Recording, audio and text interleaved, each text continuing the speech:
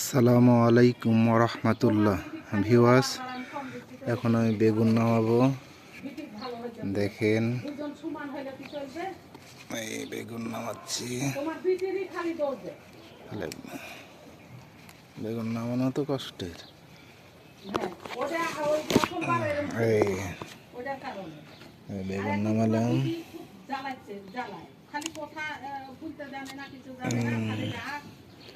ঠিক আছে, কয়টা নামালাম? দুইটা। এটার কি অবস্থা?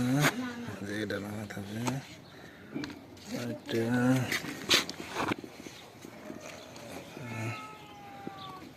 এইটা সব নামালি। আর কয়টা আছে? এটার কয়দিন থাকবে? এটা কয়দিন থাকবে?